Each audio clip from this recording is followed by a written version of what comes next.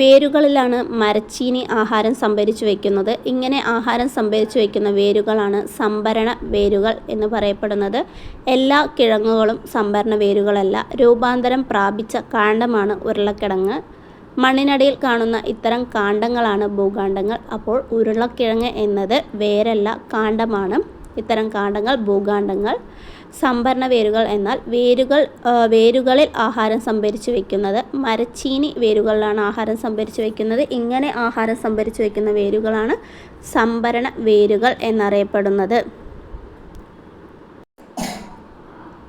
ജലവും ലവണങ്ങളും വലിച്ചെടുക്കാൻ മാത്രമല്ല, ചെടികളെ താങ്ങി നിർത്താനും വേരുകൾ പ്രയോജനപ്പെടുന്നു. മണ്ണിന് മുകളിൽ കാണുന്ന ഇത്തരം വേരുകളാണ് താങ്ങുവേരുകളും പൊയ്ക്കാൽ വേരുകളും.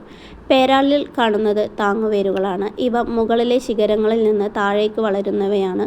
എന്നാൽ കൈതയിലെ വേരുകൾ തണ്ടിൽ നിന്നാണ് താഴേക്ക് വളരുന്നത്. ഇത്തരം വേരുകളെ പൊയ്ക്കാൽ വേരുകൾ എന്ന് പറയുന്നു. കണ്ടൽ ചെടികൾ ചതുപ്പ് നിലങ്ങളിൽ വളരുന്ന പ്രത്യേക സസ്യങ്ങളാണ് കണ്ടൽ ചെടികൾ. ഇവയുടെ വേരിൻ്റെ അറ്റം അന്തരീക്ഷത്തിലേക്ക് വളർന്നു നിൽക്കുന്നു. വാതക വിനിമയത്തിന് സഹായിക്കുന്ന ഇത്തരം വേരുകൾ ശ്വസന വേരുകൾ എന്ന് പറയുന്നു.